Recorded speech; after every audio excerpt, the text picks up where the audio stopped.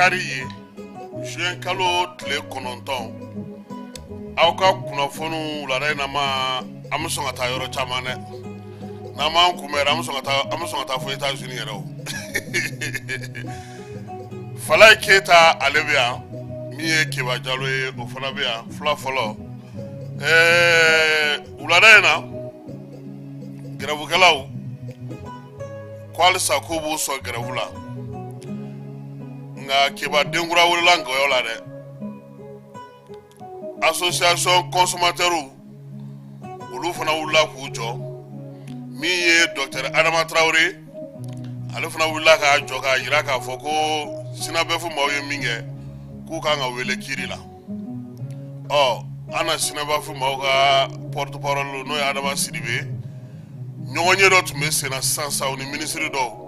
o wolola min na ale bɛna o jaabi fɔ an ye n'o y'a sɔrɔ grève bɛna jɔ ou n'a bɛna continuer magankaw an bɛ t'olu fɛ yen an ka hijidenw bɔra Madina u bɛɛ lajɛlen sera Magan kunungo u ye lajɛ dɔ kɛ Jalafarakaw fɛ yen Keɲeba Falaye wari b'aw ka dugu la dɛ maire ye mairie so kura jɔ 100,000,000 wari bɛ yen dɛ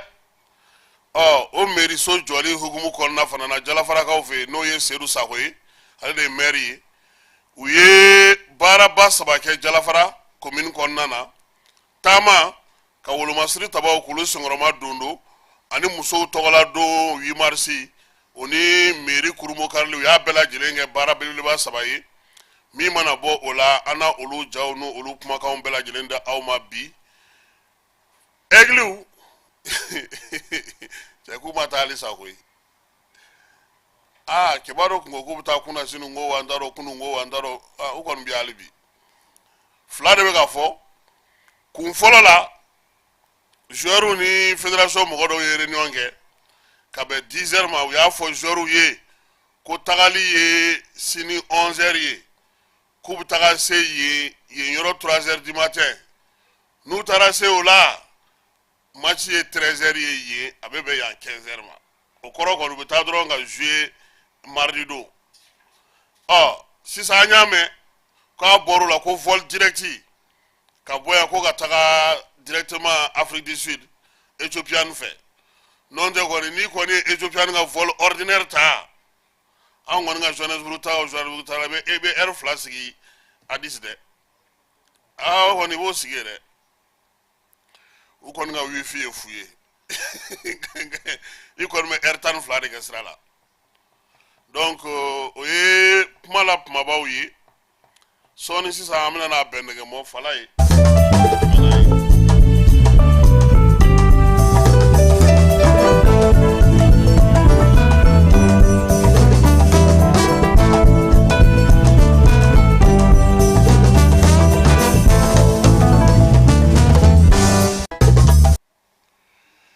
an bɛ aw bɛɛ lajɛlen fo ka aw waleɲuman dɔn min ye Jani.ml FM ale sugandili la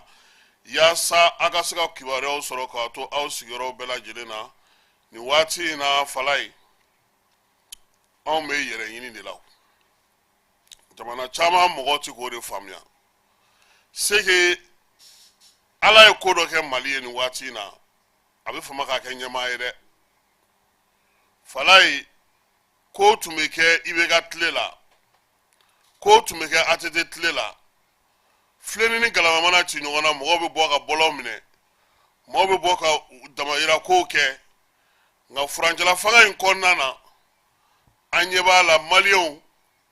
u yɛrɛ y'a dɔn k'a fɔ ko dɔ kɛra an sɛgɛnna hakili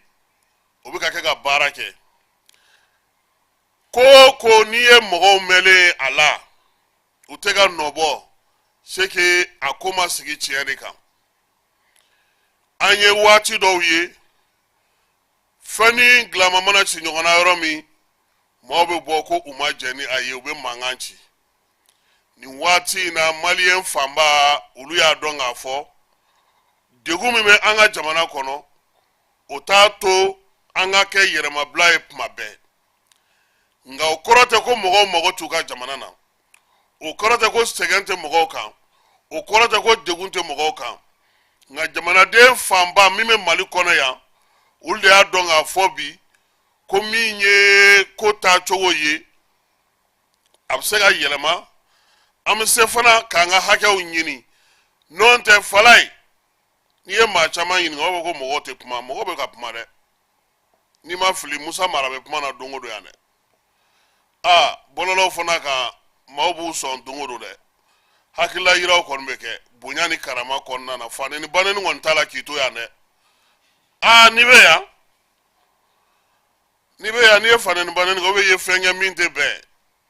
u tigiw b'u ka hakɛ ɲini dɛ u b'u ka hakɛw ɲini sira o sira fɛ u b'a ɲini o sira fɛ yaasa u ka se ka bila u ka hukumu kɔnɔna na Falaye an b'a fɔ maliyɛn minnu bɛ kɔ kan an b'a fɔ maliyɛn yɛrɛ bɛɛ ye an ye kibaruya dɔ sɔrɔ carte biométrique ko la kibaruya duman don nka sini an bɛ don a kɔnɔ parce que maliyɛn foyi tɛ kɔ kan bi min tɛ ma anw wele tile kɔnɔ sɛbɛnko la degunba min yɛrɛ bɛ yen bi o de ye k'a fɔ jamana wɛrɛ mɔgɔw tɛ se k'anw ka papiye ta bi mais anw yɛrɛ fana ka jamanadenw a tɛ ka nɔgɔya olu a sɔrɔli tɛ ka nɔgɔya olu yɛrɛ fana bolo voilà jamana wɛrɛ mɔgɔw tɛ k'a sɔrɔ mais anw minnu yɛrɛ ka jamanadenw n'a ka kan olu fana tɛ k'a sɔrɔ donc a bɛ komi sisan n'i yɛrɛ kɔni tɛ Bamakɔ yan yɛrɛ a sɔrɔli ka gɛlɛn nka fɛɛrɛ ni dabali dɔw tigɛra baara dɔw kɛra olu ɲɛfɔra an ye sini an n'an da don o la parce que maliyɛn fanba bi kɔ kan Falaye n'i ye sɛgɛn bɔ a la papier ko gɛlɛya o y'a filanan ye u bɛ ɲani min kɛ bon ni egili fana bâtira o bɛ sɛgɛn dɛ o fana bɛ yen dɛ ni egili bâtira o degun ka dɔw yɛrɛ b'u siso bila yɛrɛ u se ka taa si u bɛ si yɔrɔ min na tellement u b'a dɔn k'a fɔ min b'u ɲɛ ye donc o baara min bɛ sen na an na fɛɛrɛ ni dabali tigɛ ka ɲɛfɔli kɛ mɔgɔw ɲɛna o ko la sɔrdasiw olu fana bɛ na nɔnfɔnbɔ kura baara belebele daminɛ i b'a dɔn kabi samiya in daminɛna kumaw bɛ ka caya maa caman bɛ yen bi bɔlɔlɔ kan hali maa minnu bɛ yen n'olu bɛ dɔngɔnɔdugu la dɔw bɛ Segu maraw la u b'a la ko donso minɛ bɛ sen na ko ka donso minɛ k'u ka marifa minɛ u la a bɛ ka kɛ kun jumɛn na an ni armée fana bɛna kuma o kan pour que mɔgɔw k'a dɔn k'a fɔ baara min bɛ sen na a bɛ se ka ɲɛ cogo min mɔgɔw bɛ se ka ɲɔgɔn faamuya la cogo min na parce que degun de barika bonyana kojugu min ye jamana fan caman fana ye marifatigi ka kɛ maa wɛrɛ ye min tɛ sɔrɔdasiw ye dɔw fana y'o degun ye bon yɔrɔ minnu na ni sɔnnɔgɔyaw bɛ a la olu bɛ se ka faamuya nka nin waati laban in na a yera k'a fɔ sigikafɔ yɛrɛ de ka ɲi min ye donsolakaw olu bɛ bolofara la ale ni Mali woromasiri tabaw u bɛ se cogo min na ka ɲɔgɔn faamu Falaye an bɛ to sɔrɔdasiw ka gun kɔnɔ colonel Sajo Kamara ale ka baarakɛyɔrɔ la généraux kuraw olu ka jaladi o kɛra jaladi a daminɛna ni maa min fɔlɔ ye a yera k'a fɔ ko min ye maa 20 o de tun kan ka kɛ général jala tun kan ka da olu de disi kan nka kɛnɛ kan Sajo fɛ yen maa 14 o de sera ka kɛnɛ kɔnɔna sɔrɔ o maa 14 na maa fɔlɔ min bɛ yen n'o ka jala donna disi la sa o kɛra colonel major Fagima Ibrahima Kansayi ye ale yɛrɛ de ye jala fɔlɔw sɔrɔ ka don ko maa 11 tɔ minnu tɛ yen k'u taalen n'o ci la o de la u ma se ka na kɛnɛ kɔnɔna sɔrɔ minisiri ka dantigɛli la a ko ko sanayɛlɛ jala n'o o dira maa ma sɔrɔdasiw ka gun kan o kɔrɔ ko doni de dar'i kun doni min dar'i kun a bɛ kɛɲɛ ni dɔnko ni seko ani damayira ye yaasa wolomasiri tabaw olu bɛ se ka danaya ta ka den ka cogo min na don nataw kɔnɔna na o de la a y'a yira fana k'a fɔ ko bi ko min ye wolomasiri tabaw ye maa caman bɛ yen minnu sigilen don ka jala kɔnɔ Falaye ko nka ko jala la bi k'olu kɛlen don ka min kɛ maa minnu bɛ yen n'olu bɛ kɛlɛdagaw la k'olu de kɔni bɛ a fanba sɔrɔ a y'a yira ko 100 saradala bi min ye nomination ye k'a daminɛ 80 fo 90 na o ye kɛlɛkɛcɛw ye kɛlɛkɛcɛ minnu bɛ yen n'olu bɛ kɛlɛdagaw kɔnɔnaw la Sajo ko k'o kɛkun ye min ye ko bɛɛ b'o dɔn ko sabula maa min bɛ ka waleya kɛ maa min bɛ ka wulikajɔ kɛ maa min bɛ ka cɛsiri kɛ maa min bɛ k'a nin di o tɛ se ka to kɔfɛ ni a ye baara kɛ ni a ma dɔn a ye jalatigiw ka tɔn minnu ye jala sɔrɔ kɔsɛ na olu ka kuma lasela n'o ye général de brigade Fagima Ibrahim Kansayi ye a ye furancɛla fanga ɲɛmaa fo o sabula ko jala min dilen filɛ nin olu ma nin ye u y'a minɛ ni barika ye nka baaraba min ni jamana ye danayaba min da o kan nin ye fana nin b'a yira k'u bɛɛ lajɛlen k'u sigi n'a ye don nataw la wulikajɔ ni baaraw u nana kalifa u la u bɛ se ka baara minnu kɛ wolomasiri taba olu ka gun kan min ye malidenw ye Kansayi kɛ a ma ɲinɛ k'olu fo a y'olu waleɲuman dɔn ko sabula ko bi ko n'i y'a ye ko armée bɛ ka se ka fɛn o fɛn kɛ ko ala ni maliyɛnw olu ka muɲu n'u ka sabali o de y'a to n'o bɛ ka se ka kɛ a ko fana ko jala min dilen filɛ u ma nin ye olu ma fisa ni sɔrɔdasi bɛɛ ye nka sɔrɔdasi gun ka baara bɛ kɛ cogo min nin ye maa hakɛ fɔlɔw ye a b'a dɔn k'a fɔ ko min ye a tɔ olu bɛ nalen fala ye ko min ye denmisɛnninw minnu bɛ yen n'olu ye murujakaw fɛ yen n'olu ye wulikajɔ kɛ o don ko deuxième classe minnu kɛra première classe ye k'olu ɲɔgɔnna caman o de bɛ yen baara kan ka kɛ minnu bɛ yen Sadio kɔni y'u fo k'u waleɲuman dɔn danaya kura in na u kan ani fana u yɛrɛ k'u cɛsiri sabula min ye jamana ye a ye nin danaya in da yen nka o kɔrɔ k'u ka dɔ fara u sen nɔ kan fala ye ɛgiliw ka batili kɔfɛ an ka maa mafalen dɔw bɛ yen u ko ko kunnafonidilaw olu de ye baro sigi kosɛbɛ u ye anw yɛrɛ tɔgɔ fɔ a la ani arajo so wɛrɛw ko nka k'u ma min faamuya maa minnu bɛ n'olu ye fédération yɛrɛ ka jolibaw ye k'olu bɛ ka kuma wɛrɛw de fɔ mun tɛ ɛgili ka batili ko kuma ye k'u m'u da don o la yɛrɛ k'u y'a kɛ ko bɛna sɔrɔ fɛn wɛrɛ ko entraîneur mun kan ka ta ka sigi espoir kunna Djibril Dramé o ma kɛ conseil technique ya o kumaw n'a ɲɔgɔnnaw ni fédération kan ka kɛ professionnalisme fɛn minnu kan ka di k'olu tɔw bɛɛ y'o kɛ o kɔnɔsotɔmɔkan fɔ de ko kelen-kelenninw olu de ja sera ka farinya k'u ɲɛsin balontan in yɛrɛ dugu ma maa minnu ye lamɛnli kɛ fala ye u ko olu ka jate la bi garisigɛ kura o bɛ se ka di Eric Segu Sel ma nka tarata nata in n'a dasira a yɛrɛ ka dɔn k'a fɔ k'a bɛ se ka i to Afrique du Sud ko ka taa k'a ma se a ka segin ka na Bamakɔ yan yɛrɛ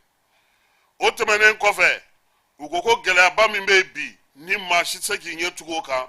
o ye an ka balontan yɛrɛ mara kɛcogo ye a n'a baara kɛcogo ko n'a ma ɲɛ ko fédération ɲɛmɔgɔ kɔni ko a minɛnen don k'a bila kaso la k'a ka lajɛ ko liberté provisoire o ka di a ma walima a ka bila ou bien a ka bɔ a jɔyɔrɔ la pewu yanni a ka kiiri cɛ maa ka ta min bɛ se ka fédération yɛrɛ ko bɛɛ lajɛlen ɲɛnabɔ yanni nin ko in ka tɛmɛ sabula min bɛ yen bi diɲɛmaa ni ale bɛ ka baara kɛ k'a sɔrɔ ale bɛ kaso la u n'a bɛ ka mun kɛ nin ye o tɛ sariya ye maa min bɛ kaso la ni o kan ka fɛ o de bɛ ka ko bɛɛ lajɛlen ɲɛnabɔ a tɛ se ka kɛ komi n'a sɔrɔ maa min bɛ kɛnɛma cidenw de b'a bolo o cidenw kuma dɔ la u bɛ se ciw kɛcogo la par exemple fédération mɔgɔw ni joueurs ye ɲɔgɔn ye kuma bɔra joueurs y'a fɔ mɔgɔw ɲɛna k'a fɔra ko u bɛ taga 11h Ethiopienne fɛ o kuma bɔra yɔrɔ min na a tilara k'a fɔ cɛ ɲɛna tuguni k'a ka segin ka taa joueurs fɛ k'a bɔra 11h la k'a kɛra 6h ye k'u bɛ wari bɔ yɔrɔ o b'a bɔ yen ko ka joueurs ta ko ka fana ni fila kun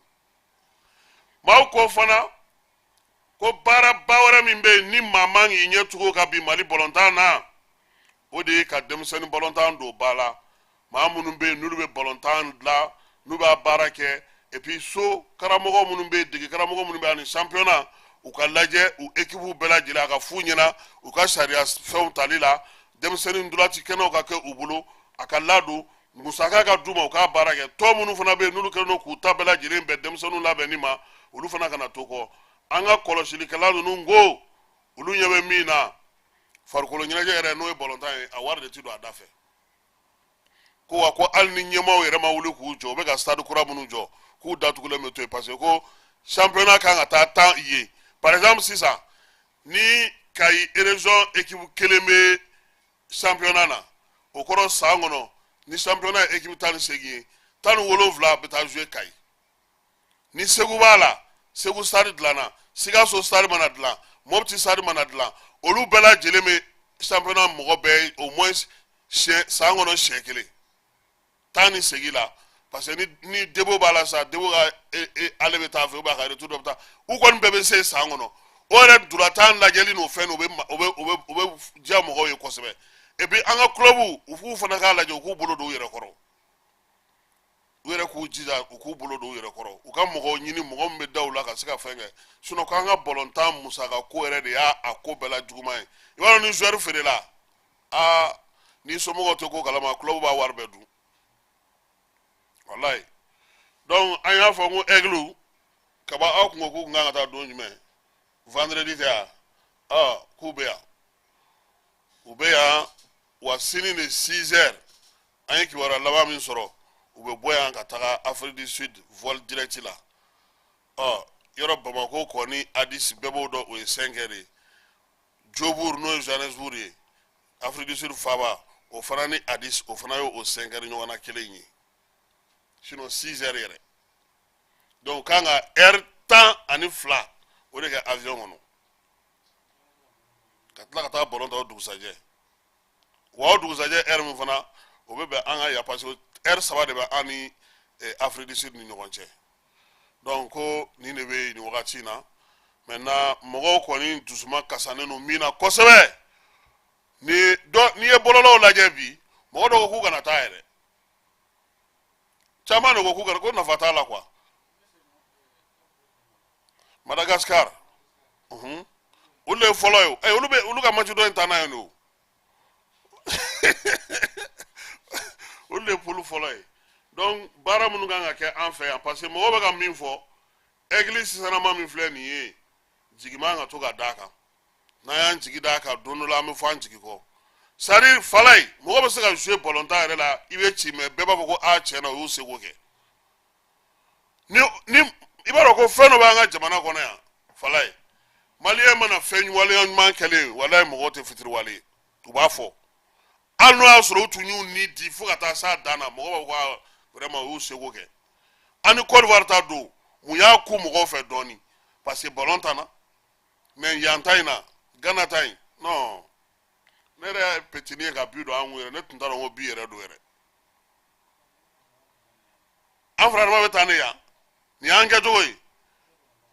no gon ma fo dusugun mi ba to yo kana to kata igli la yede non to be to yede ni dusugun bi dimi ni ta igli la je be to yi fala mi ta jala fara ka o fei uluka mere no ye seru sakoyi ale bara belebele ba sabatu nyogona meri kura yo jo sefa war million keme o temenen ko fe fana uye muso togola do yo yenamaya katama ke ka nyesi wulu masri tabama nga ka meri kura joli ama damine no oye ne asoro e labena ka fanfe Jalafara mer anaka conseil o flene kanye sokura menjo Jalafara meri ka barake minam bela jelenke so in kononana o kolobakarli kerani sodia bae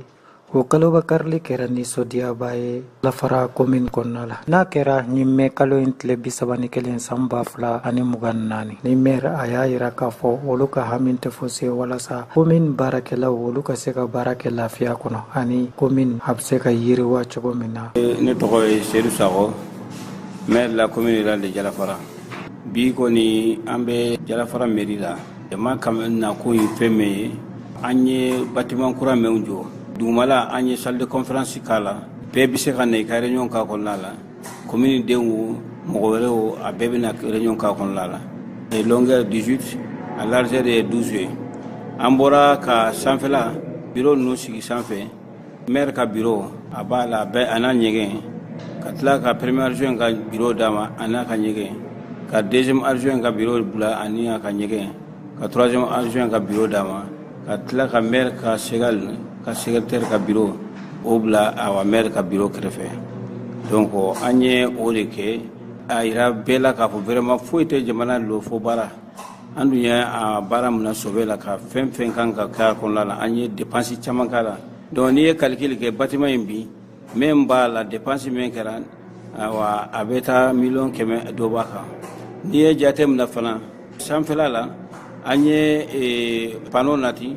château di awa merima anye groupe électrogène blaka anga disposition na groupe électrogène iba don awa 15 kVA de do anya 100 million d'euros do baka quoi climatiseur tani kole ne kelenga bureau e des climatiseur bon nga sali nga segal bureau climatiseur ba bureau kono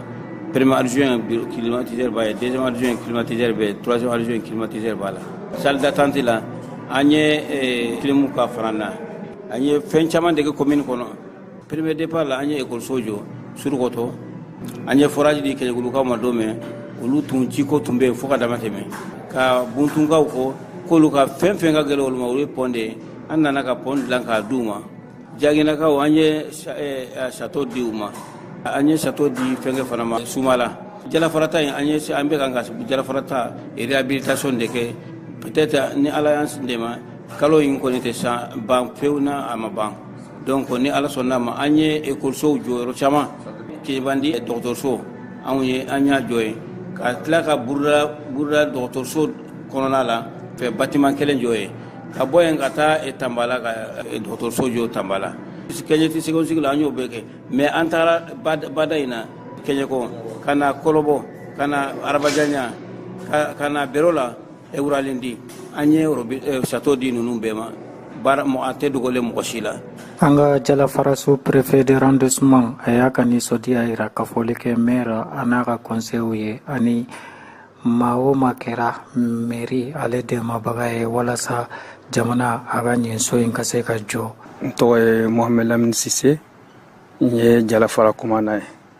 bara mun kera ni bara badi bi ni sonja mun be ne fanfɛ a tɛ se ka fɔ ka ban parce que maire na a baarakɛɲɔgɔn ani partenaire mun bɛ jɛkulu mun bɛ mairie dɛmɛ commune dɛmɛ collectivité dɛmɛ u jɛra ka mairie sigiyɔrɔ kurakura salle de conférence an y'a inauguré ɲɔgɔn fɛ aw yɛrɛ y'a ye yɔrɔ belebele fɛn bɛɛ b'a kɔnɔ communauté bɛɛ de b'a kɔnɔ c'est bien climatisé sonorisation b'a kɔnɔ sanfɛ fana bureau be maire na jɛɲɔgɔn ka bureau be donc vraiment nisɔndiyalen don kojugu parce que nin kɛra nin cogoya la a bɛ baara diya mɔgɔ bolo a b'a permettre ka se ka baara kɛ ka ɲɛ parce que bureau vraiment u lafiyalen don fɛn bɛɛ dafalen don a kɔnɔ jɛma ka masi ma baara kolon ka kɛ mairie la tuguni bɛɛ de kan k'i cɛsiri k'i jija ka baara ɲuman de kɛ walasa commune bɛ se ka bɔ nɔgɔ la nin yɔrɔ in an bɛ profiter ka vraiment ka maire fo kosɛbɛ a n'a a ka équipe bɛɛ lajɛlen u jijalen don u tɛ sirilen don commune ɲɛtaga la. ayiwa nin tun ye jalafara commune maire ale million 100 don siège kura min na o ye nin ye an y'a fɔ a ɲɛna k'a fɔ ko baara in tun ye baara 3 de ye fala ye nin kɔfɛ sa min ye wolomasiri tabaw ye u ye taama kɛ ka ɲɛsin olu ma k'olu senkɔrɔma dondo an bɛ se ka tɛmɛ n'o fana ye. wula ka tagaman kɛ ka bɔ mairie yɔrɔ la ka taga poste de la gendarmerie la. Musol be nyanyani ne mali yoro wo yoro ala ka beke mali ta me transition ko so to ba ko tilo ala ka be nyima sa ka boye ka ta sous préfecture la wala sa ko kan ni sodia ira transition soutenue vraiment natole la commandant ni la jama sago ala sago kaira ka foko banga président de la transition colonel Assimi Goïta anaka gouvernement bela jelenko wa kube anga mali fama no ye anga finintigo yo buga plala su anitle. Deuxième volet tout du monde capital plus importante c'était quoi au détourné kaira ula kafo anga fama ube barala nos forces armées maliennes ube barala ube bara menke libération de Kidal anya jatemna en français ka to na manta tlenge parce qu'on supporte vraiment la transition à 100%. Anta te donner de kafo que fangere ne donne la preuve année que anya élection menke ya constitution élection que agne 100% presque de 99,99%. Vous imaginez quand on a dandé agne lahiri tangal nyamgo yan ka vraiment amba supporter la andumbu supporter la altine oda ke angula bi ka taga ka boyan ka bo meriso la ka ta gendarmerie la ka ta ira gendarmula u ka tenitiwu u tonyo tenitiwu anga folie de bunya anga foitu yani folie de te ka ira ula ka vraiment bara wo bara nu bala ante an tenyina la ko anyina lente puisque olu de fana bɛ sigila anw ye o u bɛ baara min na nord la yen tɛ u bɛ nord dɔrɔn tɛ o u centre la bɛ yen an ka jamana tun t'an ka jamana ye mais alhamdulilayi bi kɔni jamana kɛra an ta ye bi ko ni an bɛɛ bɛ hakili sigilen bɛ k'a fɔ transition ye baara kɛ baara yɛrɛ dan yɛrɛ de la marifa b'an bolo avion b'an bolo kɛlɛkɛminɛnw b'an bolo a ka d'an ye cogo min donc an tɛ siran na foyi ɲɛ tuguni o de y'a kɛ an fana wulila bi k'an bɛ taa foli kɛ o foli de kɛra bi tilegan in na tile la ka bɔ yan ka taga yen ka taa gendarmerie ka bɔ gendarmerie ka taa sous-préfecture la a bɛ taa kilo 1 ni kɔ la fo kilo 2 mais an y'a tagama sen de la pour quelle raison parce que an b'a dɔn an ka jamana ka d'an ye an b'a dɔn transition ka d'an ye an b'a dɔn Assimi ka d'an ye an b'a dɔn an ka sɔrɔdasiw u ka d'an ye an b'u supporter de. An ka finitigilakaw olu ka kumale sela a y'a yira k'a fɔ ko olu bɛ maliyɛnw olu ka bila la su ani tile wa a y'a ka nisɔndiya yira kosɛbɛ. An yɛrɛ ka chef baw tɔgɔ la an b'aw fo a ye bonya min k'an ye an bɛ bonya masegin k'aw ye. L'armée restera toujours an bɛ to toujours au service de la population, c'est-à-dire pour la défense de la patrie. En réalité, vraiment. Nous sommes toujours reconnaissants envers vous. Jalafara commandant a y'a yira k'a fɔ ko nin ye nimisi wasaba de y'ale ma wa nin b'a yira k'a fɔ ko jalafarakaw olu ka faso kanuli a ka bon kosɛbɛ sabula colonel Assimi Goïta ani a ka gouvernement u bɛ baara min na bi Mali ka yɛrɛma hɔrɔnya sɔrɔli la hakɛ t'a la a ye jalafara commune bɛɛ lajɛlen fo u ka wuli ka jɔ la. A filanan kɛra marche de soutien aux autorités de transition et aux FAMA, aux forces armées de défense et de sécurité. O ye wajibi ye jamanaden bɛɛ lajɛlen kan i ka jamana ɲɛmɔgɔ surtout ɲɛmɔgɔ ɲuman mun nana ka sira yira n na ne bɛ se k'a fɔ n'i y'a siɲɛ fɔlɔ yɛrɛ an yɛrɛ ka dɔn ko tiɲɛ tiɲɛ na an y'an ka indépendance sɔrɔ an y'an ka souveraineté sɔrɔ an y'an ka liberté sɔrɔ nisɔndiya tɛ se ka fɔ ka ban an ka président son excellence Assimi Goïta président de la transition chef de l'État vraiment k'a fɔ n'a jɛɲɔgɔn bɛɛ lajɛlen ka sɔrɔ ka foli fana bila an ka faamaw ye les forces de défense et de sécurité. Le 14 novembre 2023 o ye fɛn dɔ ye mun bɛ to Mali dɔrɔn ka histoire tɛ nin bɛ to diɲɛ bɛɛ ka histoire la an ka armée la montée en puissance de notre armée mun bɛ fɔ tiɲɛ don parce que mɔgɔ caman kun b'a filɛ ko manamanakan de don mais an y'a yira diɲɛ bɛɛ la ko ja an bɛ se an yɛrɛ kɔrɔ san joli Kidali kun t'an ka maraya kɔnɔ les autorités de la transition sababuya la an sera ka Kidali récupérer o ye koba de maliden bɛɛ kan ka nisɔndiya n'o ye maliden bɛɛ kan ka muɲamuɲa n'o ye parce que an mɛnna ka ɲini diɲɛ bɛɛ nana an dɛmɛ ko an ye nation ka an mankɛnɛ mais u ma se k'o kɛ an ka autorité de la transition sera ka kɛ donc vraiment ko fo ko barikada ko waliɲuman dɔn an bɛ dugawu don kɛ an ka soldats minnu binna nin ko ninnu na ani civils ala ka lahara sɔn suma ye ala ka yafa k'u ma minnu banana fana ala ka banaw ban ala ka lafiya d'u ma. Ayiwa halisa an bɛ to kasɔnkaw fɛ yen Keɲeba sabula baara in an y'a fɔ aw ɲɛna cogo min maire ale kɔni ye ŋaniya ta min ye mairie ye k'o dayɛlɛli n'o kurunbɔ karili k'o kɛ sefa wari miliyɔn 100 o de donna a la kɛnɛ ka ɲi u ka préfet n'o o ye Mohamed Lamine Sise ye ale tun bɛ kɛnɛ kan Kayikaw olu nana Keɲebakaw nana sous-préfet wɛrɛw maire ka taa fara dugutigiw kan ni denmisɛnninw ka tɔnjɛkulu ni musow ka tɔnjɛkulu o muso tɔnjɛkulu yɛrɛ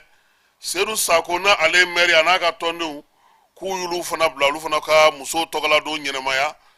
an ka jɛ an ka taa jalafarakaw fɛ yen musow ka 8 mars o kɛra cogo min na an ka jɛ k'o fana lajɛ. Yiriwa ni muso tɛ o kamala la musow jɔyɔrɔ ka bon kosɛbɛ sigida kɔnɔna la ani sigida ɲɛsigi la don kɛrɛnkɛrɛnyalen min bilalen don dunan kɔnɔ walasa musow k'u seko n'u dɔnko yira jalafara commune musow o ye o ɲɛnajɛ nin don in kɔnɔna la n'u y'a yira k'a fɔ olu ka hami tɛ fosi u den minnu bɛ kɛlɛkɛyɔrɔ la ala k'u tanga ani minnu banna ala ka hinɛ u la ani k'a yira k'a fɔ ko olu b'an ka sɔrɔdasiw kɔ su ani tile. N tɔgɔ Gundo Sugo n bɛ kafo ɲɛmɔgɔ le ti Jalafara commune la n si taasi bila kɛ k'ala sin na sɔrɔdasolu ma ani na civil minnu sata nin kelen kɔnɔ ni sodia men kan talu bulanina 8 mars men ka kereniya kanna soda sol ju ko tomatinti ko kidal mutata ka ke mali tati o ni sodia le be commune musol labi dal me transition ko suoto mba ko tiloto me jala fara commune muso be kontona kanna maire konto kanna sous-préfet konto sous-préfet melunata kasama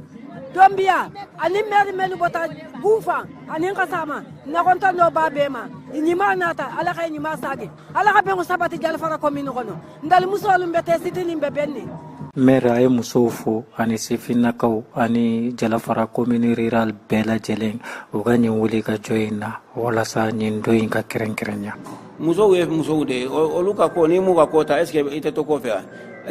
ambe muso fola ambe jeunesse fola muso fana ka tutanasi ambu de ma soufet le soufrat le ka jalafara arrondissement sous-préfet ayta se blake kata musowe uga chesrila do yiri walila uga chesrila dugo yiri walila uga chesrila jamana yiri walila ayani ni ufe halibi uga do fara ujo yorokan wala sa mali abela nyini tamen nofe uga seka sabati wi masa ambam bal muso foga ambaw do an furu nyogon do ambal muso do wajibi do uka feti ambu dema ala ayo de fara ko ambian ko accompagner ko appuyer uka ko bele yelena wi masi moba miri ko wi masi ye panga puti ni feti doronde ay wi masi hakli jagabo de ko sobe yo de ka hakli jagabo muso ka citation ka hakli jagabo muso yere ka rôle ye jimen ya jamana kola surtout Nina oui marché thématique kumbe jimenka rôle de la femme dans la crise en période de crise donc beba de musuka joro ka boko sabe crise résolution na parce que wadi chama ibita sur muso de be kuma chaw fait so jula ni tubabu ko la ni porte conseil do veretew fen chama be ni chaw ko la wo ta muso de nyinga so ju kono akacha ala fe muso be solution mundi olu be ke sababa ye donc alsa ama fo ambal muso nyina o ka continuer ka jamana soutenir o continuer ka conseil nyumo di demisenu ni choma parce que muso nyana doron fembe benye parce que muso de be éduquer bon chew fana akacha ala fe muso be ta fami fe chew be ta o defend fe donc vraiment alsa amba fo ka continuer ka jamana soutenir Aywa amebo kenyeba kaw fe amina yere soro kulukoro kaw fe kulukoro bi uluka yoro me noye dogoni aleye commune minno obestra korola marala kulukoro ale region kornado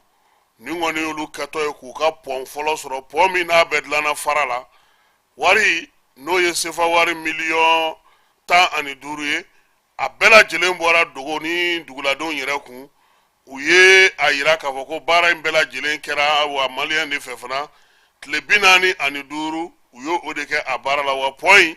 kabsega 100 de ke mami ya baraka sa uye Samase Traoré nala sonama sini min bora dogoni ngaw fe doni tegara min kera ani uye bara mun ke kuma numbera jelen kera tukomi Fogata se mami yere baranya no ye Samase Traoré ale aka kalan beke Mali kono ya asraga point la farala pomi me 100 ke na la sonama anatlaka andado ola sisa amena sinabefu konnana sinabefu anyaye ka fo uluka tonyema no ye Amadou Mbaye ale minena kawini tenen temeni sabula ko ay waliya ke waliya mini sharia tigila maw ya wele kata nyininga ola waliya senfe ayira ka bo ko segasegeli kan aye akola sibtiti mimbe no obe pole économique la oye abla kerefe waliya nkele yentem maw ule wuliga joke wuliga jomi senfe oni jamana nyamaw ye nyanyi nyato miye senika ulufana ka maisra ka senika ton fla ulufana wuliga joge ka bataki ke ka ira ka fo u ma siran tɔɲɔgɔn minnu ye nin baara in kɛ u b'u kɔ bi u b'u kɔ sini u ye dɛmɛ ta ka ɲɛsin u ma o ye ko in o ye gɛlɛya don a la INTM ale ɲɛma dangan fɔlɔ ale min ye bankiw station tigiw ani wari mara yɔrɔ minnu b'an ka jamana kɔnɔ ale min olu ka secrétaire général fana ye n'o ye Amadou Nba ye ale ka minɛli sɔrɔla maa min fɛ o ye Papa Sadio Traoré ye Papa Sadio Traoré ale yɛrɛ kɔni bɛ baara kɛ BDM na bɛɛ lajɛlen b'a dɔn k'a fɔ ko mankan caman wulila Amadou Nba ka tɔn ale ni BDM maaw cɛ waati caman na Falaye bi an y'a ye bɔlɔlɔ sira kan k'a yira k'a fɔ ko min ye Papa Sadio ye ni ale yɛrɛ de kɛlen don ka nɔminɛli kɛ nin ko in na k'a fɔ ko a bɛ sɛbɛn ta ko ka ɲɛsin Amadou Nba ma ale kɔni ka avocat ni o ye a na kɛ avocat fila bɛ sɔrɔ cɛ bolo kan parce que an y'a ye k'a fɔ ɲɛfɔli fɔlɔ minnu kun kɛra an ye ko in na o kun ye maître Koto Traoré ye nka Zeyin Laji Traoré ko o ye avocat ye cour la a ka so bɛ yɔrɔ min na o ye Jelibugu ye rond-point ye 3e point o donda la nka Falaye numéro min b'a ka téléphone kan an y'a wele ka dɛsɛ ko juin kalo tile 5 ale ye bataki kɛ k'o ɲɛsin juge de 3e cabinet d'instruction pour l'économique financier du tribunal de grande instance de la commune 3 ma ni o ye ko waliya min n'o ni ministère public o ni Amadou Nba olu bɛ ɲɔgɔn na partie civile k'o ye Papa Sadio Traoré ye Papa Sadio a ka avocat n'o ye Laji Traoré ye ko ka plainte ko ka a retirer ka bɔ yen ko u b'a ɲini procureur fɛ ko min ye plainte ye ni o kɔni donna sa ale ka client fɛ ko plainte ko ka taa ɲɛsin Amadou Nba ma ko olu n'o o minɛnen don ni affaire in na k'olu b'u ka plainte k'u b'a sama ka bɔ yen ko cabinet k'a ka o lajɛ o baara bɛ se ka kɛ cogo min Falaye o ko nɔgɔnin fɛ an y'a ye k'a fɔ min ye fasodenw ka tɔnjɛkulu ye tɔnjɛkulu min bɛ yen n'an b'a fɔ o ma ko ASCOMA ale ni REDECOMA olu fana ye bataki kɛ ka ci an ma min ye ASCOMA ye ale ni REDECOMA k'u ɲɛ b'a la k'a fɔ ko nin waati laban in na ko banki dɔw ko olu datugulen don warimaraso dɔw datugulen don assurance dɔw datugulen don ko bɛɛ lajɛlen bɛ ka kɛ ka ta ka ɲɛsin maliyɛnw ma maliyɛn minnu ni olu ma min u ma bɔ min ye consommateur ka tɔn fila in ye k'u b'a da jamanadenw bɛɛ lajɛlen tulo kan ani consommateur bɛɛ lajɛlen tulo kan k'u ka hakɛ ko o kan ka kɛ o kan ka sigi o de la sa k'u b'a ɲini min ye jamana ɲɛmaaw ye u ka fɛɛrɛ ni dabali bɛɛ lajɛlen tigɛ yaasa banki ninnu u bɛ se ka dayɛlɛ cogo min ka tɔn fila in ka min ye jamanadenw ye k'olu bila u ka hakɛw kɔnɔna na sɛbɛn ale kɔni fa sirila Badu Samuru fɛ ale min ye ASCOMA ɲɛma ale ni REDECOMA ɲɛma olu fila de ye sɛbɛn in o fa siri Falaye an y'a ye k'a fɔ bɔlɔlɔ fana kelen in sanfɛ tuguni an ye kibaruya wɛrɛ sɔrɔ k'a yira k'a fɔ ko min ye association wɛrɛ ye des consommateurs du Mali n'o ɲɛmaaya bɛ Adama Traoré bolo olu ko bankiw bɛ ka baara min kɛ ko a tɛ bɛn ko sariya tɛ bi sariya tɛ sini ko ni maa kelen o ni kiiri tigilamaa bɛ ɲɔgɔn na ani maa wɛrɛ de bɛ yen o fana ni kiiri tigilamaa bɛ ɲɔgɔn na u fila bɛɛ ye jamanaden ye k'u tɛ se ka maliyɛnw bɛɛ lajɛlen kumaniya k'olu ka baara tiɲɛ ko bɔ an ka baara kɛ o kama ko ni Ala sɔnn'a ma ko olu bɛna sinabefu k'u b'a wele bɔgɔ jeninen kan ko sabula k'a ye waliya min kɛ k'o ye tɔɲɔli fɛn fɛn se jamanadenw ma Falaye ko k'o hakɛw sigi o kɔrɔ tɛ olu bɛna plainte labɛn ka don sinabefu kama n'i ye waliya in ta k'a jateminɛ Falaye a kuma misɛn cayara min ye sinabefu ye kunungo ale yɛrɛ fana ye bataki ci an ma bataki min kɔnɔna na ni u y'a yira k'a fɔ ko u b'a da bɛɛ lajɛlen tulo kan k'u y'u ka réunion balalen kɛ réunion balalen min n'o kɛra juin kalo tile 8 o ɲɔgɔnlen senfɛ sa k'u kɔni y'a ɲini u ka maaw fɛ sa min ye baarabila in ye a ka to senna k'a daminɛ kalo in tile 9 o tɛ bi ye sa wa ko fo don min na n'u ka secrétaire général n'o bilara ko o de kɔnɔna k'u bɛ se k'a fɔ ko u ka grève ko a bɛna wuli ka bɔ yen ko wa fana ko min ye Amadou Ba ye ni ale minɛna 5e arrondissement policiso mɔgɔw fɛ ko u b'a a ladɔnniya k'a fɔ k'olu ka tɔnden don bi u ka tɔndenw don sini u ka bonya b'a kɔrɔ k'u ka tɔndenw ka to u ka wuli ka jɔ la u ka bureau exécutif national sinabefu ale y'o bataki ci an ma kunu sɛbɛn fasirila maa min fɛ o ye Ablaye Keyita ye Falaye bi kabi dugu jɛra wulikajɔw bɛ sen na ɲɛmaw b'u sɔn ministrew kɔni e ko olu ye dimanche kɛ wa olu ma dimanche kɛ sisan sa an bɛna lajɛ n'an ye sinabefu ale kuma lase la sabula olu de ni gouvernement kɔni tun bɛ ɲɔgɔn ye la n'o ye Adama Sidibe lajɛ laban minnu kɛra u ni gouvernement fɛ u ni ministrew ye ɲɔgɔn ye laban minnu kɛ yalama u ye grève wuli wa u ma wuli de a ko bɛ cogo di min ye Adama ye an bɛna lajɛ n'an sera ka ale sɔrɔ sabula nin waati in na lansara waati fo ka na se fitirimagɛn ma u tun bɛ ɲɔgɔn ye la u ni gouvernement maa saba u bɛ fo ka taa se 4 ma u ye laɲini min k'u fɛ Falaye k'u k'a lajɛ u ka grève in u k'a sonsori ko ni Ala sɔnna ma ko fɛɛrɛ ni dabali bɛ tigɛ ko yaasa min ye u ka cɛ a bɛ se ka a yɛrɛ sɔrɔ cogo min o hukumu kɔnɔna na sa Adama Sidibe i ni wula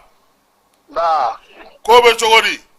alhamdulillah basi foyi t'anw na an y'a mɛn k'aw ye bi tile bɛɛ k'aw ni ministre bɛ ɲɔgɔn ye la ɲɔgɔn ye a ko banna cogo di ayiwa kasɔrɔ an bɛ foli lase ka lamɛnnikɛkulu bɛɛ lajɛlen ma o diyara an ye mun bɛ lajɛ bɔlɔlɔsiraw fɛ wala wulikajɔ caman kɛra bi journée kɔnɔna la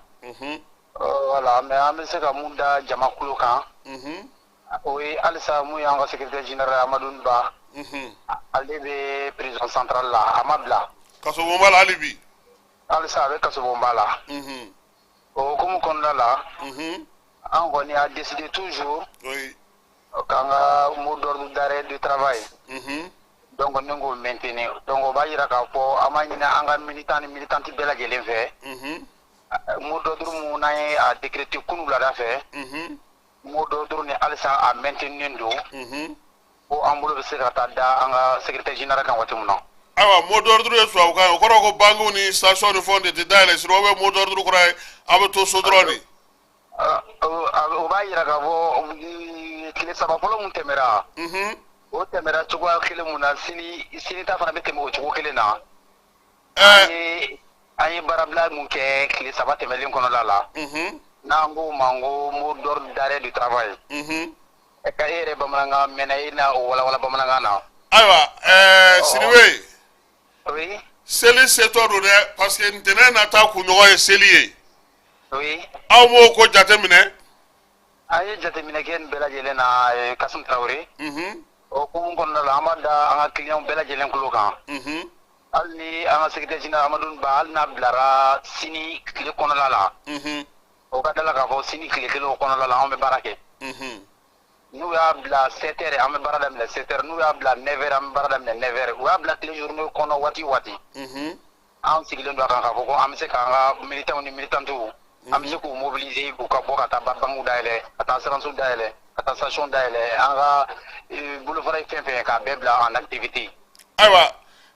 Sidibe ne ko nin na service minimum b'a la wa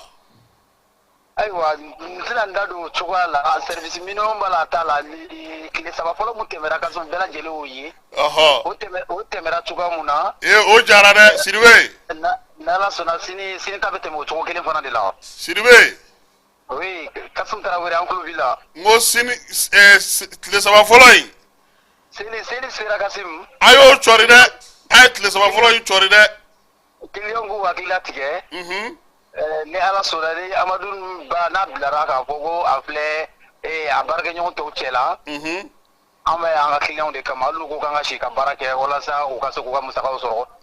an b'a daminɛ sɔgɔma fo ka taa se 0 heure ma an ka client kama ayiwa an ka kɛlɛ kun tɛ ka client tɔɔrɔ o tɛ maa si hakilina ye wa an yɛrɛ fana ka baarabila sababu tɛ ka fɔ ko ka jamana ɲagami o t'an si hakilina ye hakilina kelen b'an na dɔrɔn mun y'an ka secrétaire général ye a minɛra k'a datugu an ko vraiment tɛ se ka taa baara kɛ o cogo la ka secrétaire to bolo la n'o kɛra an yɛrɛ y'a ye k'a fɔ o yɛrɛ man ɲi an si ma an m'u yɛrɛ fɛn fɛn ye sénégalais ye donc o hukumu kɔnɔna la an b'a ɲini autorité fɛ vraiment k'u impliquer kosɛbɛ an ka laɲini tɛ nin yɛrɛ ye nin yɛrɛ bɛ ka anw yɛrɛ bɛɛ lajɛlen degun sabula an ka clients ye nin situation na seli ɲɛkɔrɔla la ka jamana yɛrɛ ye nin situation kɔnɔna la ka tila ka na nin ye vraiment fɛn min don an ka laɲini tɛ an yɛrɛ bɛ an ka autorité an yɛrɛ b'u wele kan bila u ma vraiment u ka solution ɲini an ka secrétaire général a bɛ se ka na cogo min na a tɔɲɔgɔnw cɛla walasa an bɛ se ka bɔ nin situation kɔnɔna la. Awa an dun y'a mɛn ko aw ni ministres kumana olu tun ye mun da yira aw la n'aw ma sɔn o ma a bɛ ka grève continuer. Ayiwa i b'a dɔn autorité ka laɲini tɛ dɔwɛrɛ fosi an ka baara kɛ. Voilà o y'olu ka laɲini fila t'u bolo u b'a ɲini an fɛ dɔrɔn an ka baara de kɛ o fana u b'u ka rôle de la o ye an y'a yir'u la k'a fɔ baara ka d'anw yɛrɛ ye parce que an bɛ baara kɛ o yɛrɛ de fana kama wa an yɛrɛ fana de ye baara ɲini o de fana pour que an ka bɛ se ka baara kɛ cogo min na mais n'i y'a ye an fununa k'a kɛ nin cogo la sabula fɛn dɔ de kɛra an na mun y'an tɔɔrɔ donc an y'a yir'u la k'a fɔ an ma baara ma wa hali ni su na hali n'a bilara heure mun na hali n'a kɛra 3 heures du matin an b'an ka baarakɛlaw wele u ka taa baara kɛ bɛɛ motivelen don cogo min na e ka jateminɛ nin grève la aw ye hakɛ to b'a la e ka jateminɛ kɛ nin baarabila na n'o ye mot d'ordre d'arrêt a jateminɛ an ye nin mot décrété don mun na kɛra heure mun na ani i b'a dɔn a observera cogo min na i b'a ye k'a fɔ ko Amadu ko vraiment a t'a ka baarakɛlaw bolo kulonkɛ ko la sabula ka fɛn kɛ wulada la fɛ dɔrɔn ka se ka mot d'ordre respecter nin cogo la le lendemain vraiment ça montre que Amadou Ba est avec ses militants et ses militantes. Voilà. Donc en gros, autorité de réfugiés, n'a blara même 3 heures du matin, an bɛ baara kɛ sini sɔgɔma. Ayiwa sini journée kɔnɔna la an bɛ baara kɛ. Sidibe. Oui. Consommateurs dɔw ko ko u bɛna na plainte don aw contre la aw y'o kibaruya mɛn wa? Kasum an ye an tɛ ne t'a fɔ ko n y'a kibaruya mɛn parce que moi je trouve ça an t'o jate. O t'an da donna kuma ye. Ouais. Voilà donc an tɛna o commenter. Voilà n bɛ se ka mun kɔni f'i ɲɛna. Ouais. Anw ka mot d'ordre maintenunen don. Ko anw ka secrétaire général an bolo ka d'a kan. N bɛ se ka fɛn fɛn f'i ɲɛna o kan. Ouais. O y'o de ye Kasimu. Ayiwa welekan jumɛn b'i bolo ani kumakuncɛ kuma? Welekan bɛ n bolo nin waati in na. O ye d'abord an bɛ yafa ɲini an ka clients bɛɛ lajɛlen fɛ. Ka yira u la k'a fɔ ko anw ka laɲini tɛ nin ye. Anw bɛ nin situation kɔnɔ a ma an fɛ ta tɛ. Wa an yɛrɛ fana ka ala deli tɛ k'a fɔ ko an bɛna mankan na wuli jamana kɔrɔ ou bien soit ka na jamana ɲagami jamana sɛgɛnlenkɔrɔ don déjà. N'an ma nin autorités dɛmɛ an tɛ se ka kɛ sababu ye ka kɛ problème u ma. An ka laɲini t'o ye. An ka laɲini kelen b'an bolo tout simplement o y'an ka secrétaire général o ka bila. Donc k'o laɲini kɛ ka ɲɛsin autorité ma ka yafa ɲini kɛ ka ɲɛsin an ka client bɛɛ lajɛlen ma k'a fɔ an degunnen don yɛrɛ ɲini de don. Voilà n'i ye mun ye duwasu kan k'i k'a fɔ ko wuli ka bɔ an bɛɛ su kan bamanankan don i yɛrɛ b'a tɔ la tile. Donc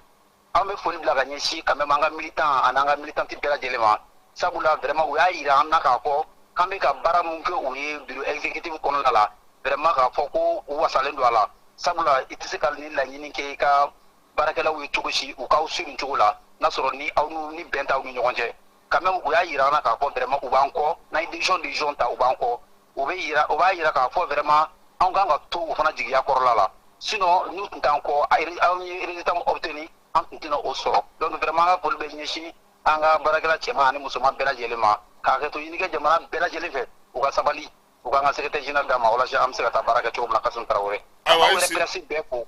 sabula information caman bɛ ka di n'aw presse tɛ san b'a sɔrɔ ko ɲagamina ka tɛmɛ nin bɛɛ kan donc presse mun bɛ ka na kunnafoni ɲini an yɛrɛ fɛ an ka siège kɔnɔ ani u bɛ weleli kɛ bɔlɔlɔ siraw kan ka information sɛbɛlama sɔrɔ ka sɔrɔ k'o di mɔgɔw ma vraiment an b'o journalistes bɛɛ lajɛlen fo u ka baara la an ye. Hakɛto bɛ kuma kan Kasum. Awa ye Sidibe. Merci. Ne tun ye Adama Sidibe ale mankan ye Sinabefu olu ka kunnafonidila ka kɛ ni grève min bɛ sen na Falaye ko seli Mali la ntɛnɛn don kalo tile 17 an y'a kuma fɔ yan nka an ye an ka diinɛtigi maakɔrɔba caman ɲininka Falaye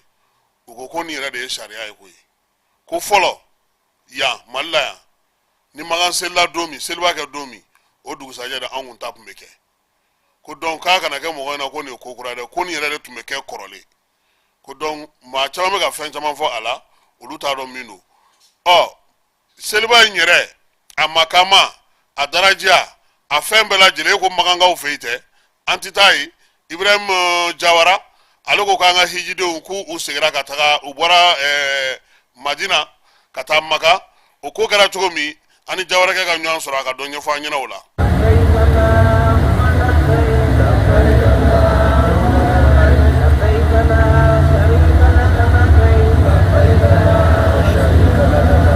Aywa alhamdulillah an bɛ Ala fo an bɛ Ala barikada ayiwa Madina sigi nin y'o bannen Mali hijidenw bɛɛ n'o ye gouvernement ka hijidenw bɛɛ ye a bɛɛ sera Makan alhamdulillah rabbil alamin ka bɛn bi ma samedi doyaba in na n'o bɛnna juin kalo tile 8 ma le 8 juin 2024 alhamdulillah rabbil alamin Mali hijiden bɛɛ sera Makan a laban yɛrɛ délégation laban o donna bi samedi ka bɛn 15h waati ma Saudiya jamana kan Mali heure la midi waati alhamdulillah rabbil alamin o bisi laban maa min tun b'a kɔnɔ o ɲɛmaa o tun ye Elhaji Mutaka Ba ale y'an ka gidi ye an ka ɲɛmaa don ale yɛrɛ tun dalen b'olu kan alhamdulillah rabbil alamin ka don o tuma an ka bisi laban ka don Madinɛ ka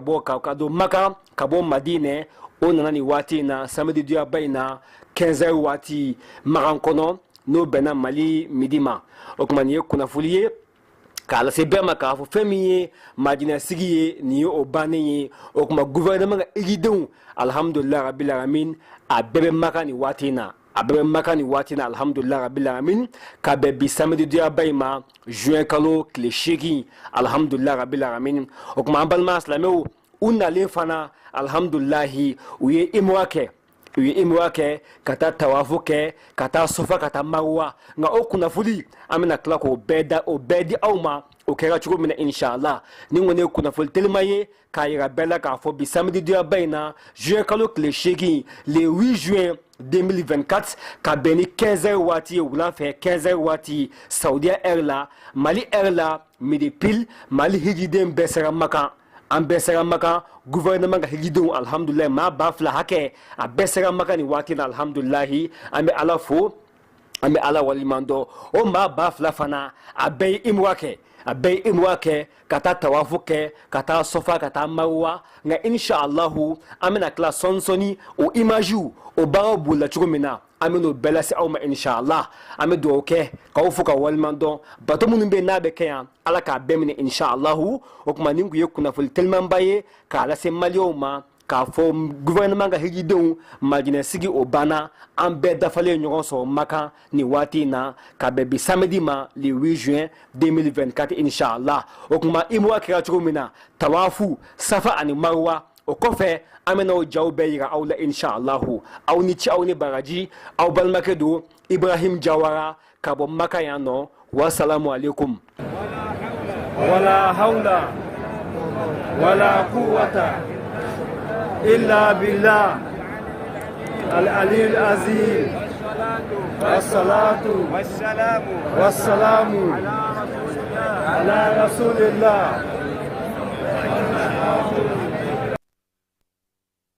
ayiwa halisa an bɛ to magankaw fɛ yen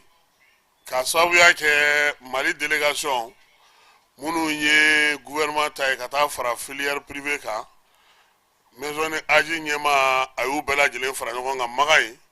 fala ye min bɔr'o la an ka jɛ k'o lamɛn Ibrahim Jawara ale ka laseli la. An balima asilamɛw bi samedi doyaba in na n'o bɛnna juin kalo tile 8 ma le 8 juin 2024 alhamdulillah fitiri waati 19h waati maison de aji ɲɛmɔgɔba n'o ye docteur Abdul Fatah Sise n'ale yɛrɛ de délégué général ye a ye ɲɔgɔn ye ba boloda ɲɔgɔn ye telimanba a y'o boloda alhamdulillah Makan yan nɔ an ka hôtel la ka wele bila délégué bɛɛ ma maa o maa de bɛ k'o ye délégué ye walima guide minnu bɛ da hijidenw kan ka na cogoya min na ka hiji nɔgɔya hijidenw bolo a y'u bɛɛ wele réunion urgente telimanba ka bɛɛ fara ɲɔgɔn kan an balima silamɛw ɲɔgɔn ye kun tun ye min ye a k'a dɔn k'a fɔ an nalen maka yan nɔ tiɲɛni yɛrɛ la gɛlɛya misɛnnin dɔw sɔrɔla baara kɔnɔna la o gɛlɛya misɛnnin ninnu alhamdulilahi rabbil alamin a ye nin ɲɔgɔn ye ba in boloda cogoya min na ka solution ɲini o la o gɛlɛya misɛnnin min n'an y'o sɔrɔ maka ka se k'olu gɛlɛya misɛnnin ninnu bɔ yen alhamdulilahi o gɛlɛya misɛnnin dɔ ye jumɛn ye alhamdulilahi o ye dumuni tilacogo ye alhamdulilahi dumuni bɛ tila cogo di hijidenw ni ɲɔgɔn cɛ an balima silamɛw ka da kan madinɛ ani maka o tɛ kelen ye an balimaw dr abdul fatah sise a ye deleke bɛɛ wele ka na kuma ka hakilina falen kɛ o gɛlɛya min sɔrɔla baara kɔnɔ dumuni tilacogo la ji tilacogo la alhamdulilahi chambre dɔw kɔnɔ an ye gɛlɛyanin dɔw sɔrɔ yen nɔ alhamdulilahi o kuma a ye deleke bɛɛ wele ka na kuma ka bɛɛ lamɛn kelen bɛɛ k'i ka hakilina fɔ cogoya min na mali hijidenw gouvernement ka hijidenw u bɛ se ka lafiya cogo min na alhamdulilahi rabbil alamin réunion kun tun y'o ye alhamdulilahi rabbil alamin o kuma an balima silamɛw réunion bannen sa ɲininkali an y'a tɛnku délégué général la dr abdul fatah sise a ye min fɔ nin réunion in na o de nin ye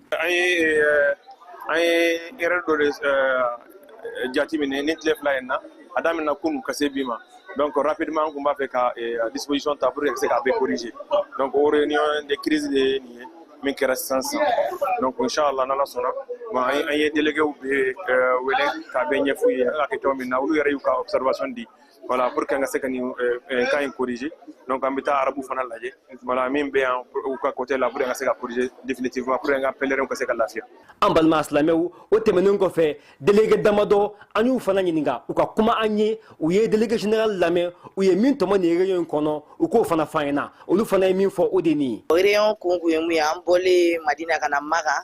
gɛlɛyamisɛnnin dɔw donna baara kɔnɔna la o gɛlɛyamisɛnnin ninnu bɛ se ka corriger cogoya mun na an nana réunion k'o de kan pour que an ka se k'olu corriger joona dumuniko ta fanfɛlaw ni hébergement ta fanfɛlaw la an bɛ ka fɛrɛ na sugu bɛɛ de kɛ sisan nɔ pour que gɛlɛya minnu bɛ yen nɔ k'olu gɛlɛyaw bɛɛ corriger joona k'olu ban. réunion kun bɛ comme labɛn tuma dɔ la aw b'a lajɛ aw bɛ yɔrɔ min na gɛlɛyamisɛnnin minnu bɛ yen aw k'olu corriger walasa baara bɛ ɲɛ ka taga fɛ o réunion de kun don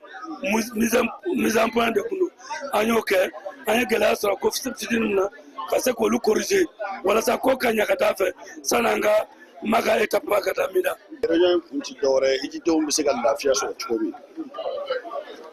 ka d'a kan u bɔra u ka so u nana ala ka so de la nka u bɛ kalifa dɔ de kɔnɔ o kalifa kan k'i jija u ye mun dun u sira cogo di u tilenna cogo di o tuma maison de haji directeur ale délégué général a y'an wele yala an bɛ se k'an hakili to nin kow la cogo jumɛn an tun b'o réunion de kan an k'an hakili to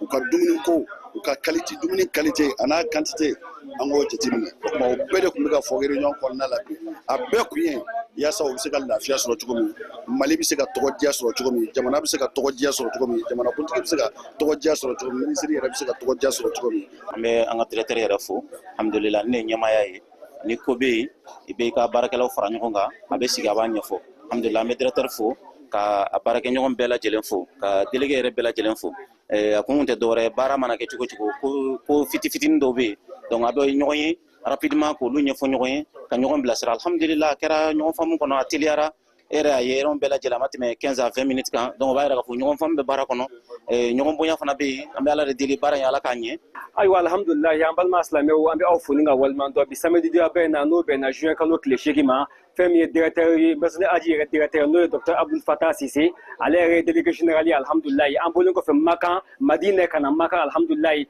a ye délégué bɛɛ fara ɲɔgɔn kan cogoya min na ka na réunion ba kɛ réunion bolila fɛn min kan gɛlɛyamisɛnnin min bɛ baara kɔnɔna la cogoya min na an ka se ka ɲɔgɔn faamuya ko gɛlɛyamisɛnnin k'olu corriger o baara kɔnɔna la réunion kunko de alhamdulilahi ka da kan an bɔlen madina ka na makan alhamdulilahi gɛlɛya dɔw sɔrɔla baara kɔnɔna la o tuma a ye nin réunion ba in convoqué cogoya min na o gɛlɛyamisɛnnin ninnu olu ka se ka ban inshallah an b'aw fo ni ka waliman dɔn an bɛ dugawu kɛ yarabi hiji tɛmɛko ɲuman ala k'a nɔgɔya an ye alhamdulilah ka bɛɛ ɲuman segin ka taa mali la inshallah aw ni cɛw ni bagaji balimakɛ don ibrahim jawa ka bɔ makan wasalamu alaikum. ayiwa nin kun ye makan ye fala ye ko maliyɛn fɛn fɛn olu bɛɛ fara ɲɔgɔn kan degun min bɛ baara la ka se ka olu fɔ ɲɔgɔn ye o fana ka ɲi kosɛbɛ nka halisa an ka maliyɛn min bɛ États-Unis n'o ye Sofiane Gakou ye ale fana bɔra États-Unis ka taga hiji la ale fana bɛ ko dɔw kɔlɔsi ye kuma tɛ papier ko an ka mɔgɔw bɛ bɔ k'u ka papier to u tɛ taa n'u ye u b'u minɛ ale kɔni ko halisa ko an k'an sinsin a kan a ye min sɔrɔ kunu a bɔtɔ fajiri la bi sɔgɔmada in na fajiri yɛrɛ don a ye o fana fɔ an ɲɛna ka kɛ ni an ka mɔgɔw ye parce que an ka mɔgɔw filɛ na a bɛ n'a fɔ olu tɛ ka sɛbɛnko in ta ba la kosɛbɛ sɛbɛn k'u bɛ bɔ k'a to an ka Sofiane ale lamɛn. Kɔrɔ Kasim, salam alaikum. Kɔrɔ Kasim, toujours an b'a ɲini fɛ to ka maliyɛnw hakili jigin minnu faw bɛ yan minnu baw bɛ yan n'u bɛ kuma u b'a fɔ n'u bɛ bɔ n'u ka bajiw ka bɔ sisan ni an bɔtɔ ye fajiri de fana na u ka police station dɔ bɛ côté la kɛlen don ka maa caman minɛ k'u don a kɔnɔ n ye n den ka a photo ta k'a zoomé k'a yiri la mɔgɔ minɛ bɛ sen na dɛ Kasim Mahamari kɔni donna k'i heji divisa t'i bolo u bɛ k'a bɛɛ fara ɲɔgɔn kan sɔɔni i b'a ye mobili bɛ na ninnu cɛ sisan u bɛ t'u fili fo jida kɔfɛ n'i bɛ mission kɛ tɔ ka maaw hakili jigin u baara minnu bɛ yen balima minnu bɛ yen minnu bɛ kuma u k'a f'u ye n'u bɛ bɔ u kana ɲinɛ u ka bajiw kɔ ou bien u ka visa u kana ɲinɛ o kɔ passeport kɔni o tɛ to mɔgɔ si bolo parce que autorité saoudienne bɛ passeport de minɛ pour ka baji ninnu di mɔgɔ si ka passeport t'a bolo mais sticker baji visa ni saba dola tile i mana kɛ cogo cogo n'i bɛ bɔ i n'o ka bɔ dɛ sinon n'u y'i tɛgɛ ta heji dun wagati sera ka ban wari min bɛ bɔra a perdili ka ca dusukasi ma dɛ sabu ka d'a kan n'i minɛna nin waati minnu na ko négociation ka tila ka kɛ k'e ka tila ka na ko ka arafa sɔrɔ a kuma bɛ caya salamu alaikum. Ayiwa nin bɛ dan sigi an ka bi wulada in na kunnafoni mun dira aw ma Keba Jalo Falaye Keyita ani ne yɛrɛ n'Ala sɔnna ma sigi nɛgɛ kanɲɛ 9 an na ɲɔgɔn sɔrɔ yan Falaye k'i fo k'i waleɲuman dɔn maa minnu fana kun sɔgɔlen nana Mali kɔnɔ a n'a kɔ kan k'a bɛɛ lajɛlen fo k'a bɛɛ lajɛlen waleɲuman dɔn Ala ka dugu ɲuman jɛ sini kɛnɛ labanko ɲuman Ala k'o d'an ma Ala k'an ka jamana kolo suma Ala k'an ka jamana basigi Ala k'an ka jamana kisi Ala k'an ka jamana tanga a k'an bɛɛ sini ni Ala sɔnna a ma.